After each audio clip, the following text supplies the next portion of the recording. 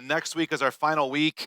I have a friend who would use this phrase every once in a while. I don't know if you guys have heard this phrase, but he dealt with depression and was really a really powerful voice in my life as far as helping me just learn about this, because it's not really something that I've dealt with on a clinical aspect, but I wanted to understand what this means. What does emotional health look like for different people? Because I want to be able to be sensitive to it. And my friend, his name is Jeremy. I've talked about him before. He's hilarious and usually pretty inappropriate in how he deals with things. And so every once in a while he would show up and he would say, Chris, I just got a little bit of a case of the sads today. And that was kind of his way of letting me know kind of like where he was at. And I've always thought about that. And it's just that idea of, and for him it was one thing, but then I kind of have taken some of that language, and when I'm in a difficult space or a challenging space, just like a low day, I'm not feeling 100% or whatever, I think of that. And I don't know if you guys have ever felt that way, if you guys have ever had one of those days, or maybe a week or a year. Am I singing the Friends theme song now? I think is what that just turned into. But you've had this idea of like, man, I just don't feel like I am in a good space. And I just want you to know that there is a place for you, and it's called Depressed Lake. And it's a real place right there. So I found this Instagram account called Sad Topography. You guys can all go look at it, but it basically just posts actual locations around the world that have just really sad names. And so Depressed Lake could be a place for you. There's another one. If that's not quite strong enough, you could go to Agony Island.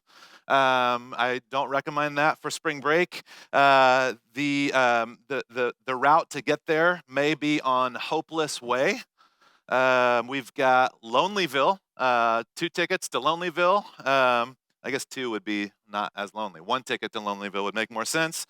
Disappointment Island, which some of us have set up a home, like a second kind of vacation residence in Disappointment Island.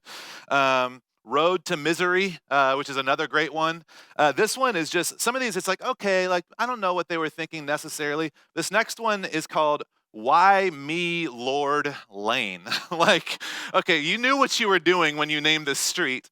And then my personal favorite is to be able to meet some friends at the corner of pain and suffering. It's just like the easiest way, like, hey, just come and meet me there. So it's ridiculous, and you guys can spend your entire afternoon looking at that Instagram account. So Sad Topography. But there's this reality for us that there are painful things in our lives. There are difficult things in our lives. And last Sunday, we talked about this reality of how do we look back at our story, and in the highs and the lows, the joyful moments and the painful moments, how do we look back at our stories and see that God was present in all of them? And how do we recognize that not only was God present in all of them, but actually he was using the highs and he was using the lows? We kind of ended on this idea that God is so beautiful and powerful because he can work through and in spite of the pain that we experience in life, the ways that other people hurt us. So it's not that they are disrupting God's plan, but God can actually work through the negative things that other people do in our lives.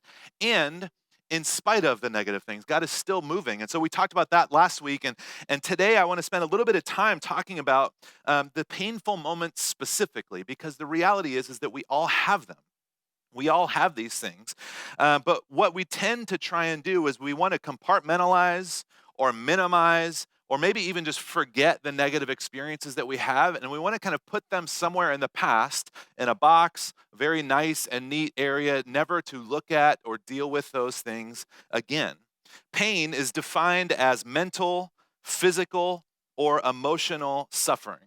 So we're not just talking about physical pain, we're talking about any sort of mental, physical, or emotional suffering. And I think that I don't have to do a show of hands, like we have all experienced that one way or another. And as humans, we are designed to avoid it. I mean, from the pain receptors that we have all over our body that lets us know when something is hot or when something is poisonous or whatever. I mean, we've got all these different things going on just biologically. We have the amygdala, or the lizard brain is what some people call it, the fight or flight kind of aspect of our mind that helps us recognize pain. And so we are just naturally going to avoid pain, and that is a good thing. When people enjoy pain, there's a term for those kinds of people. They're called masochists or Angels fans. There's this reality for people that we avoid pain, and that's natural and that's good. But there can be a challenge because sometimes when we start to think back about the pain in our lives from our pasts, what scientists are discovering in neuroscience and beyond is that when we relive some of these memories, it actually triggers the same pain receptors that were triggered when we experienced it. And so there's a very natural reality for us that we want to avoid pain as much as possible.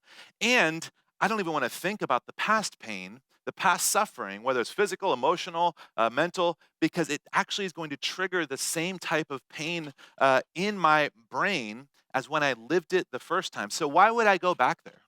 Why would I want to look at that again? Why would I want to relive those experiences? So it's hard to believe, but some of our greatest strengths, some of the best parts of who we are, is shaped from some of our most painful experiences. There's a reality for us that I don't know if you guys have, I don't know, sculptures is kind of like a weird art form. Like I've never been super drawn to sculpture. There's a sense of like statues are cool, but sculptures, like, there's some differences there. But Michelangelo's David is maybe one of the most famous sculptures, and it's beautiful. And it's kind of highly revered as like this pristine work of art. It's this incredible thing. And it is beautiful, but it's mostly beautiful when you realize that it used to be a slab of rock. When you realize what this was in its first kind of state was just a slab of rock that then somebody came and they chiseled away and they smoothed off and they cut out parts and then they created this unbelievable work of art from that. It would be impressive if somebody got their 3D printer out and printed Michelangelo's David. That would be impressive. That'd be cool. Man, technology is awesome that it can do that. But it's unbelievable to look back at the process of creating a sculpture out of a piece of stone. And it happens through a long, lengthy process of chiseling away. And I think so many of us have these same types of experiences. Who we are, who I am today, who you are today, is created by the chiseling and the smoothing and the sandblasting of life. And there are some aspects where it's like, man, I wouldn't mind like a little bit more smoothing in some of these areas. There's some aspects where it's like, man, I like who I am. And then there's other aspects that are painful and we don't necessarily like those parts. But the reality is our past has shaped so much of who we are. Our greatest gifts often come from our pain. If we are unwilling to look back at our story, especially the painful parts, with the intention of learning, then our pain is worthless. One writer said it this way. He said, analyze your mistakes. You have already paid the tuition. You might as well get the lesson, which I thought was a really funny way of looking at it. You've already experienced the pain, so you might as well now learn from it. Look back at it. Try and understand, what did this do in my heart? What did this cause me to do in my relationships, in my life? If we're willing to approach our past with the mind of a student, we're able to see that some of our greatest pains were the soil, where our strengths, where our personality, where who God is calling us to be started to grow in some of those spaces.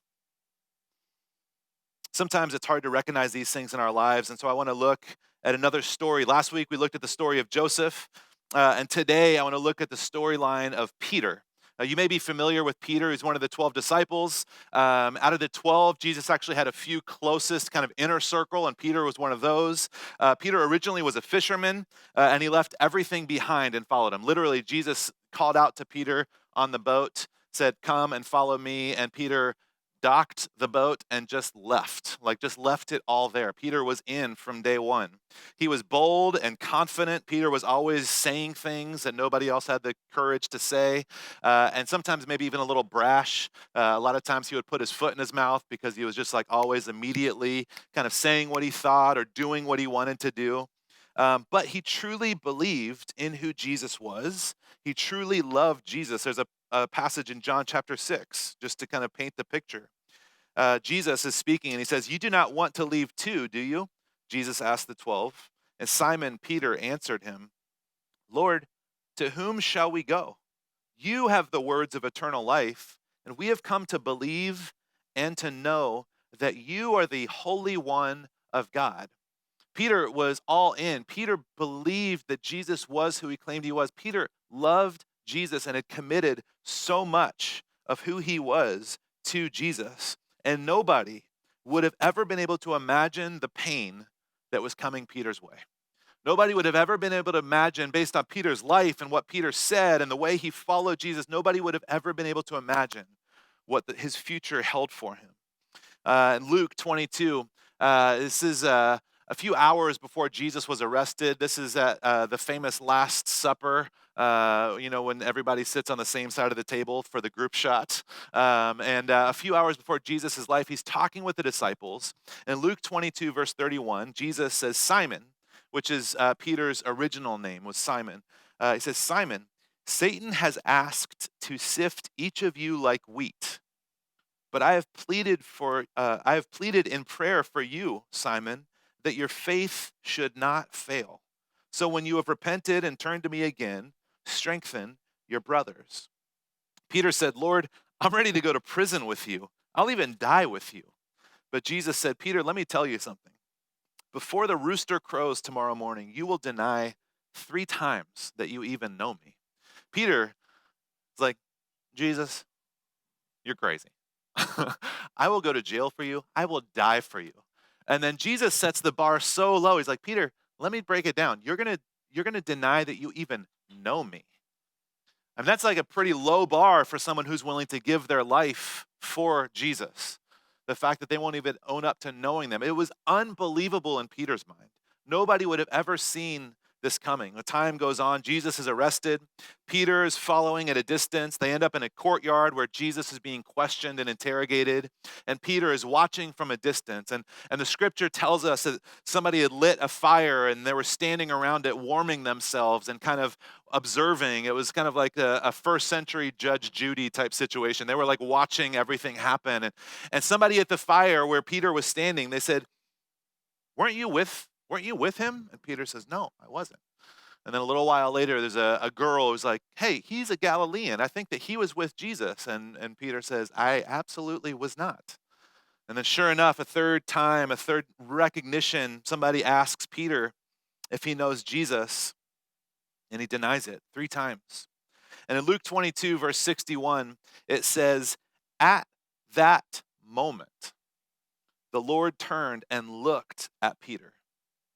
Suddenly the words flashed through Peter's mind, before the rooster crows tomorrow morning, you will deny 3 times that you even know me. And Peter left the courtyard weeping bitterly. At that moment, it says, Peter denies him, and at that moment, they make eye contact. Jesus, not even in the same area, across a courtyard, in the middle of being questioned by the Roman leaders of the day, looks over and makes eye contact with, can you imagine the pain, the grief? When it says Peter left the courtyard weeping bitterly, that is absolutely believable. 5 hours before, Peter was like, I'll die for you. It's like the movie Inside Out. I don't know if anybody watched that movie. I'll die for Riley. Peter is like so committed, like, I will die for you. And at that moment, he makes eye contact with Jesus, not only his Lord, but his friend. I cannot imagine what that would be like. I have failed people plenty of times in my life, and one of the hardest things for me is to actually make eye contact with them when I own my mistakes. And I'm trying to teach that to my sons as well. My 9-year-old especially is like, you need to own your part, and you need to look somebody in the eyes, and you need to apologize for the mistakes you've made. But it is so hard to look someone in the eyes when you have failed, when you have caused pain. It's so hard to look somebody in the eyes. You can imagine each day after that, when the rooster would crow, that pain being experienced all over again for Peter. That reminder of his deepest failure to just even acknowledge that he was a friend of Jesus's. The pain in that moment would have been so immense. A few days pass. Ultimately, Jesus is crucified. The resurrection happens. Another couple of days pass, so I'm obviously kind of skipping some things here.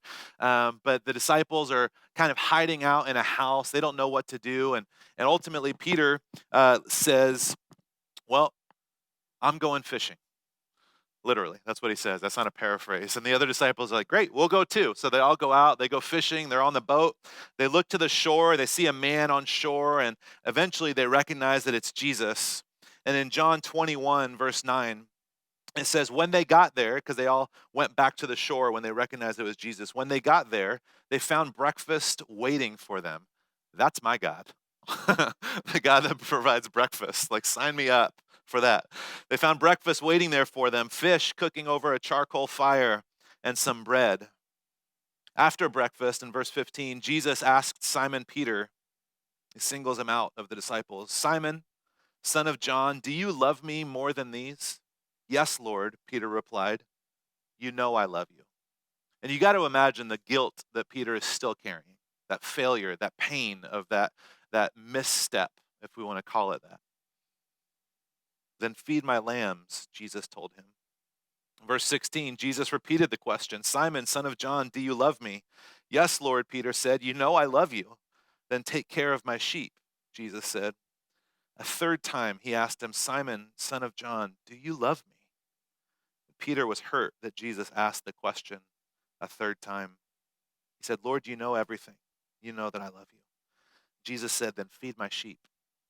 I think Peter was hurt not because Jesus didn't know. I think Peter was hurt because he was having to relive those three denials, relive that deepest pain that he had felt, his failure, the way he had failed himself, his own desires, the way he had failed Jesus, his friend. Peter was having to relive that. And one of the most incredible things about this story, and one of the reasons why I love this storyline, is in the very same way that Peter felt the tremendous pain and grief and the mistake, Jesus redeemed and restored him in the same exact way. You will deny me 3 times, and I will give you 3 chances to say that you love me, because I think Jesus knew that Peter did love him. It's not that Jesus wasn't sure. He wanted Peter to have that road back, which is such a crucial thing. I can't imagine the emotion, the relief, the impact of that moment on Peter and really all the disciples that were there watching. And Peter changed. Peter was a different person. The pain, the mistake, the error that Peter made in the denial, it changed him. In Acts chapter 2, we don't have the time to read it, but Acts chapter 2, there's thousands and thousands of people that had gathered. They're all in town for different religious gatherings, and the Holy Spirit comes, and there's this incredible impact that's happening, and the Christians, the Christ followers at that time, were experiencing these incredible things, and everybody was trying to figure out what was going on, and they had all these questions. It says in Acts chapter 2, I think it starts in verse 16, and then Peter, out of all the disciples, in an area filled with thousands and thousands of people, Peter then is the first one to stand up and says, people of Israel, let me tell you what is happening. And he goes on to preach this incredible sermon about who Jesus was. Peter, the one that wouldn't even own up to Jesus being a friend of his, is the first one to step out and speak, literally shouting to thousands of people the good news, the hope, the truth about who Jesus was, the fact that he knew him, the fact of the mistakes that were made and what Jesus did, that he was crucified for our sins and that he was raised on the 3rd day and that we can have life in him. Peter was changed. Peter was a different person than he was when he denied him. And it says at the end of that sermon that almost 3,000 people believed and were baptized because of Peter's words. Peter goes on to be completely different than he was. And what changed him, I believe, was that pain. It solidified something in him. And there's a couple lessons for us that I want us to look at briefly before we close. The first one is that there are 2 primary ways the pain in our stories can be a gift. And I am in no way trying to say that it doesn't hurt. I'm in no way trying to say that what you did was okay or that what was done to you was okay. But I do believe that the painful experiences can be a gift because of what comes out on the other side of them. The first thing is that the pain can be a catalyst for our own transformation. And the second thing is that our experience of darkness can give light to others. The pain can be a catalyst for our own change, for our own transformation, and our experience of darkness can give light to others. And Peter's story has both in it. Peter's own transformation happened because there was this point of shame and failure. And I can imagine, it doesn't say this in the scriptures, but I can imagine myself in that situation. And I can imagine myself saying, I will never deny him again. When Peter walked off, ran out, weeping bitterly, I can imagine the promises, the commitment of saying, I will not make that mistake again. I will not fail someone in that way again.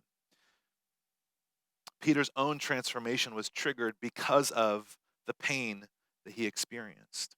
Past pain is a propulsion system, but we have to figure out what is it pushing us towards. Because for some people, they end up in a painful relationship and the relationship ends and they say either, I will never trust someone again, I will never become vulnerable again, or they will say, I have learned how to be in a relationship in a healthy way. I have learned the kind of person I want to be in a relationship with. It will push us towards something. Pain will push us towards something, but we get to then choose which journey, which route, which path it's going to push us towards. Revisiting painful experiences from the past allows us to choose how it affects us as well as how it affects others. Richard Rohr is a Franciscan monk. He's an incredible author and teacher. He had this phrase which was just incredibly wise. He says, all great spirituality is about what we do with our pain. Because if we do not transform our pain, we will transmit it to those around us. If we don't transform the pain that we have experienced in our life, if we don't look and figure out where is the hope, where's the possibility, where's the learning, where's the growth coming from this pain, then we will just transmit the pain to other people. We will just lash out because of how we've been hurt. We will just react because of the pain. Revisiting painful moments allows us to choose how it pushes us forward, how it drives us.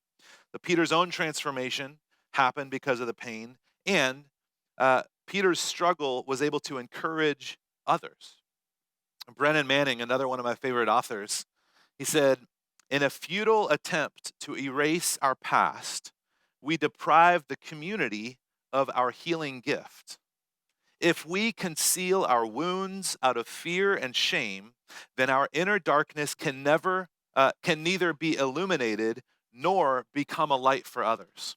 What he's saying is if we try and hide, if we refuse to acknowledge, if we don't revisit the darkness and the pain of our past, then God will never be able to fully heal it and illuminate the darkness that we've experienced.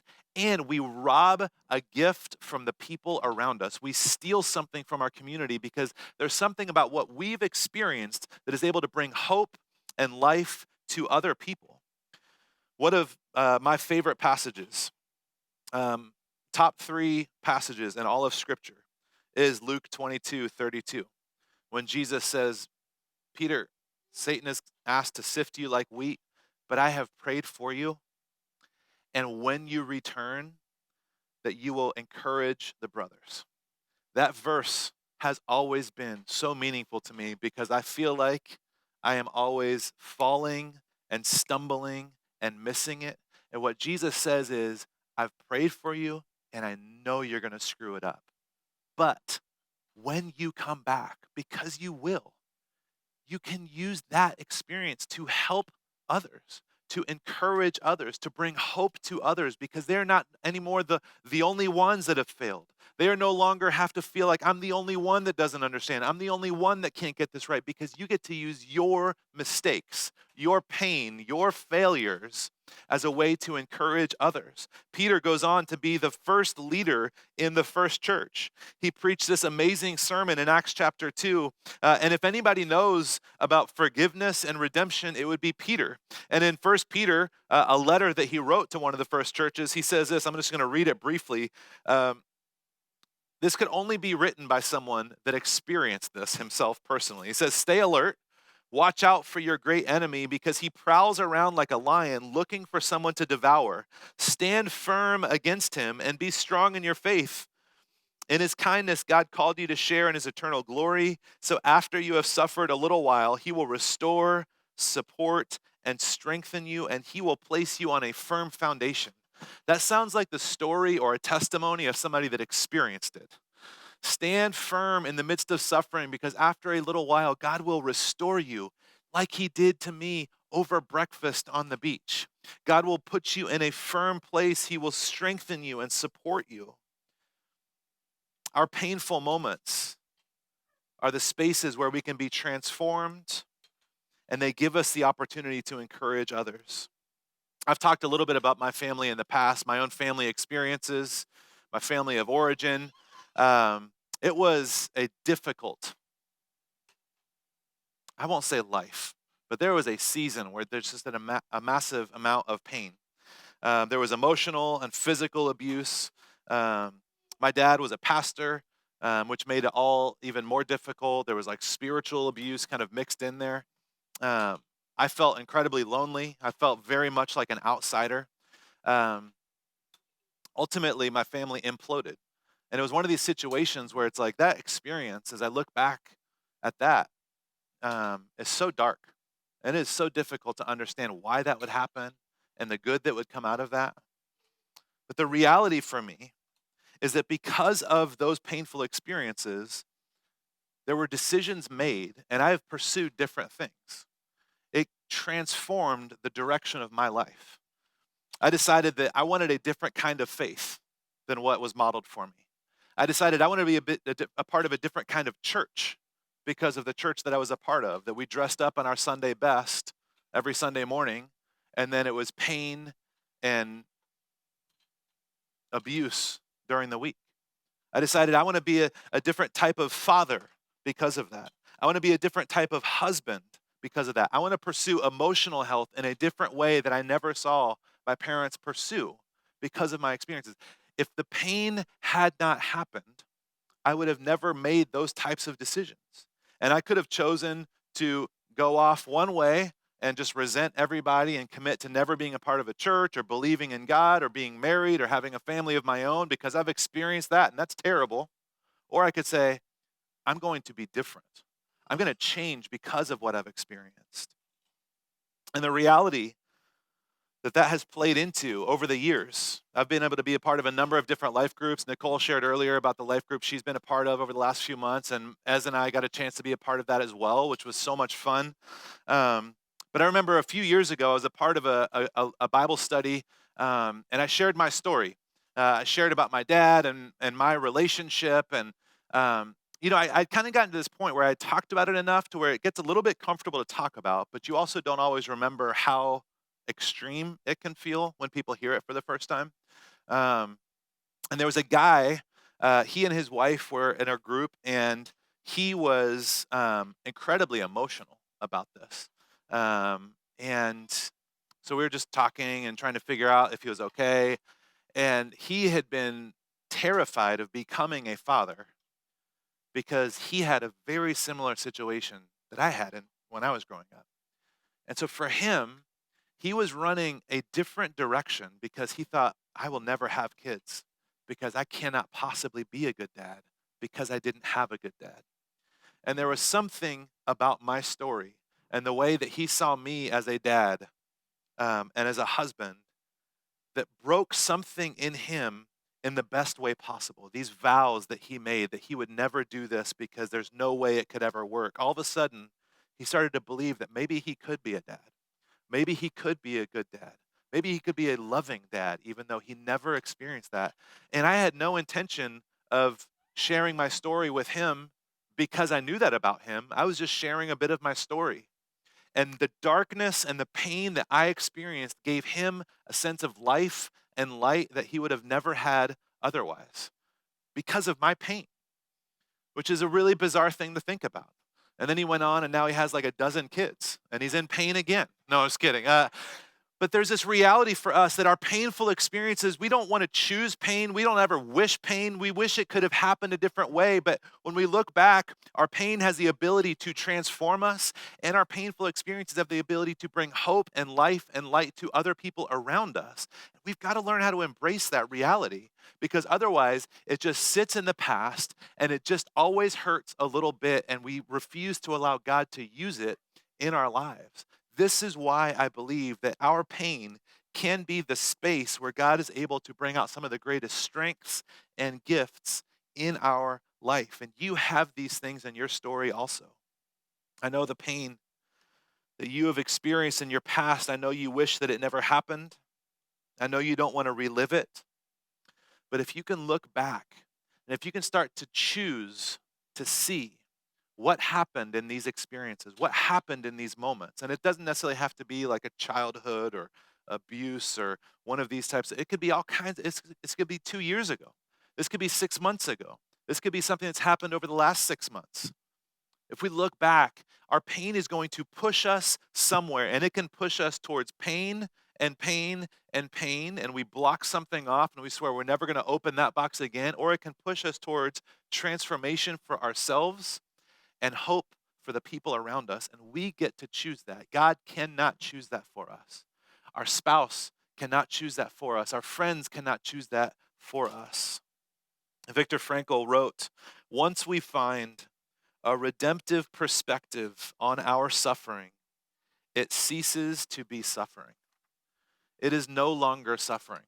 I look back at the insane fallout of my parents splitting and me getting in a moving truck with my mom and moving from North Carolina to California at 15 years old. It was insane. And I wish it could have happened a different way. But because of all of that pain, I have an amazing family, my wife, kids.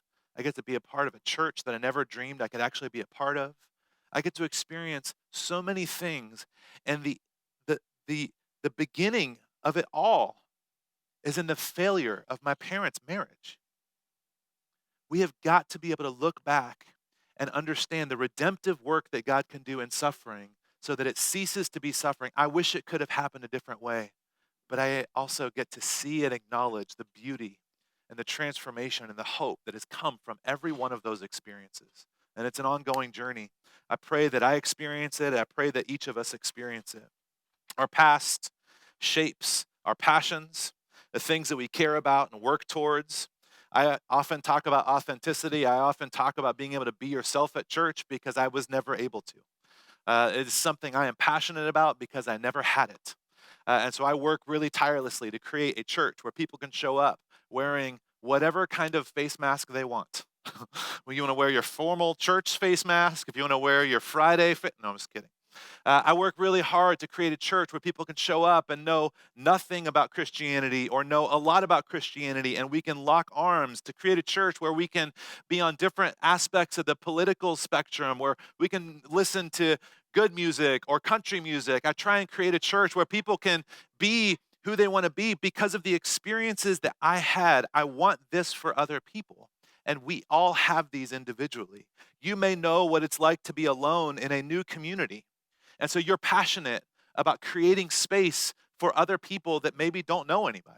You may know what it's like to not have enough food. And so you are passionate about volunteering at a local soup kitchen or figuring out when can I donate? How can I help? You may know what it's like to struggle with addiction. And so you are passionate to be a honest voice in a recovery community. You may know what it's like to not have healthy adults in your life. And so you are passionate or you are interested or you desire to help mentor or care for kids. You may know what it's like to feel invisible, to be unseen. And so maybe that's why you smile and look people in the eyes because you never felt that before. You may know what you are good at or what you are passionate about. And I want you to be able to serve in that way, to show up in that way. Your pain transformed you, and now that pain allows you the opportunity to care for other people. So, for us, one of the practical ways that we can step in is by volunteering here on a Sunday. I know it's a weird turn for us. There are individual aspects that we need to wrestle with, but there's also communal aspects. And so what does it look like for you to say, you know what, I do want people to feel seen. I will be a greeter. I'll be a greeter in person. I want people to feel seen on the internet, not in a creepy way, but I'll be an online greeter. I want people to understand that, I want kids to understand that there are healthy adults, that adults can care about them and pour into them. So I want to volunteer to help with South Hills Kids. I do believe that being alone is difficult, and so groups are important. I want to be a part of a group. I want to help host a group. There are 1,000 different ways for us to respond, things that are important to you because of your story, and they will be hope delivered for other people in our lives. So, my encouragement is for each of us to figure out what does it look like to engage in these areas.